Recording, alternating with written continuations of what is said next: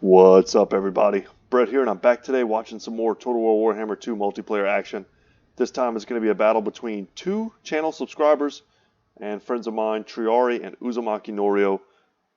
Very awesome supporters of the channel. They send in replays. They're great players, so I'm looking forward to see how this battle shakes out. I was also excited to see this battle because I think I did a Norscan versus Tomb Kings battle recently, and I did kind of a mammoth Death Star. My opponent did like mass archers and a super wide cheap front line, and I was curious to see how these two players, who I know are experienced, approach this matchup, and they approached it in some pretty interesting ways. So the Norscan player has a good mix in the front line of Marauders with Marauder champions, the bigger, beefier guys, lots more armor. They're going to hit hard. They're going to beat any Tomb King infantry unit on the other side of the battlefield. But it's nice to have the shields on the Marauders in case a Tomb King player goes for archers.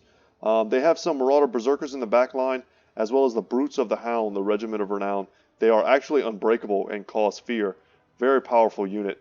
And we have the Icehorn Marauders here, the Regiment of Renown as well, who have perfect vigor and immune psychology. Nice against constructs.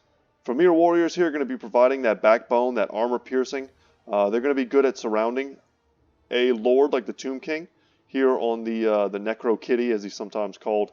And they're going to be able to block his path, tie him down, and do that armor piercing damage. Meanwhile, the Marauder Hunters with Javelins can provide that ranged armor piercing that they need.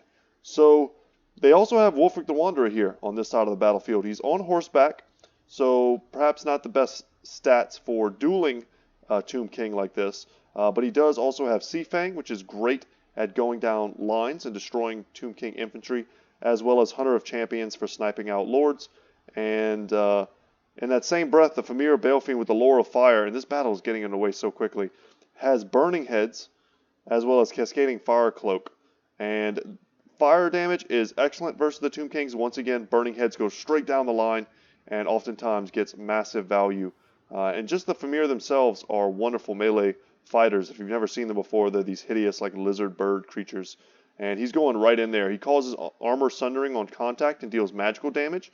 But man, this charge, let's get it. We've got the Kepra Guard here in the center for Triari, and they have regen. So it makes them so powerful, but they're going to be absolutely overwhelmed here. Two groups of Famir mixed in with the Marauder champions is going to put them on the ground without much help. This is the Lich Priest with the Lore of Death. Not sure what they're going to be casting here. Okay, Amulet of Fasta. So minus armor mixed with the Soul Blight. Very creative here from Triari. Looking to lower the armor here, but it might be too little too late. The missile parry as well. So their armor and the shield effect from the Marauder champions is being negated, and they are going down so quickly. That's genius. I love that. And the rest of his front line is mostly cheap spearmen holding the flanks with Tomb Guard in the center. And man, the Tomb King with Tomb Strike did a bit of an alpha strike here on Wolfric, and he's not in a good spot. He needs to run. He's breaking. The Famir are broken. That's amazing. Second tier of Realm of Souls is proccing, so more heals going off for the Tomb King player. He was able to do a pretty sweet frontal charge with the Skeleton Chariots, and that's going to be super effective against these Berserker units. And he's just leaving them in combat. No reason really to pull them out. The Famir Balefiend just got punted. Gotta love that by the Tomb King. And I didn't see any type of Sea Fang or anything like that go off from the Norscan player. I think Wolfric got put down so quickly that he wasn't even able to make good use of his abilities. Sea Fang now going off, but it might be too little too late. It's just going to clip these skeleton spearmen. The Carrion here are harassing. Probably looking to chase off, I would think, Wolfric. He's broken. And unless these Icehorn Marauders can somehow, I don't know, there's nothing that can challenge them in the air. They'll be able to chase Wolfric right off the battlefield. So that was a devastating 1-2 punch. Man, that Amulet, is that on this Lich Priest? That's the Curse, which also minuses armor. It's got to be on the Tomb Kings. It's got to be an item on the Tomb Kings I've never seen before. But very cool. He also has the Scorpion armor, which gives him damage resistance. Yeah, the Amulet right here. Wow, what a cool 1-2 punch. Never even heard of that before. Amazing. And he just crumpled the center so hard that Wolfric had no support. And Uzumaki Norio is not trying to go out without a fight. He's able to use a decent burning heads here. He clips a few of his own Marauders, but if he takes out the Tomb Guard for that, it's probably worth it. The Famir come back in, and they're going to find a favorable engagement here on the Tomb King. But he doesn't really have to take this fight. He can just pull the Tomb King back. He's got the speed advantage here, 68 speed, and he can just avoid them. But another Amulet, I'm not going to keep trying to say that word, but another Amulet usage there. Man, and they're just going to rout. That was brutal. He turned these archers into absolute killers. Let's go and look at the let's look at the breakdown and see how many kills they got. And there was also the Blessed Legion too, with their armor sundering. So that wasn't even just a 1-2 punch, it was a 1-2-3 punch. Amazing. Lowered their armor in 3 different ways. Whatever he shot at was just going to die. It had no chance. I don't care what it was. It could have been Wolfric on a Mammoth, or the, what's the Regiment of Renown named? The one who has the Soul Crusher. That's what it is. He has a 44% ward save that he could activate.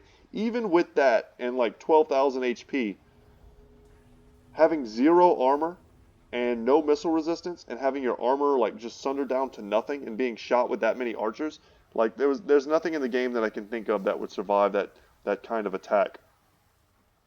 Wow. Amazing. And I was actually worried for him for a second because it looked like the Kepler Guard was going to be instantly overwhelmed, but they held just long enough for that effect to take place and for those archers to just devastate, to do all that work. And the Kepler Guard are like blenders, right? You see them dual wielding these swords. Once that armor went down to 0, even though they were crumbling, they were still able to attack. And yeah, I'm sure they did a ton of damage as well. Man, I'm impressed. I'm very impressed by that.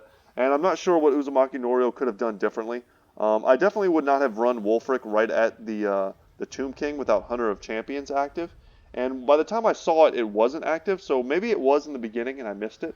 But even then, a Tomb King on that particular mount is very well armored, has a huge HP pool, and Wolfric by himself would not really be able to take him out without his Sword of Torvald, giving him that massive armor piercing and weapon strength.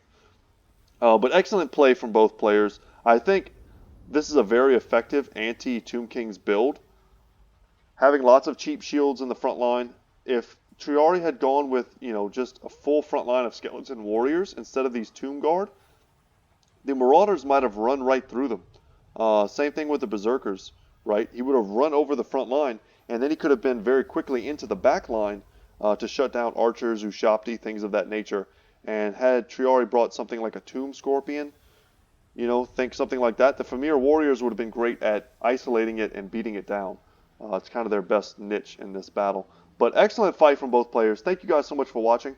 Once again, my name is Brett. My channel is Goodtalk Gaming. Thanks to these guys for submitting this replay. And just one quick thing before I go. I've said this on my other videos that I've been doing, but my children think that if I tell jokes in my videos, I'll get more subscriptions on my YouTube channel. So they said I should tell jokes, and my daughter brought me her Knock Knock joke book. So I'm going to read you guys a Knock Knock joke just to make you laugh as we leave for today. So it's knock knock. Who's there? Cow says.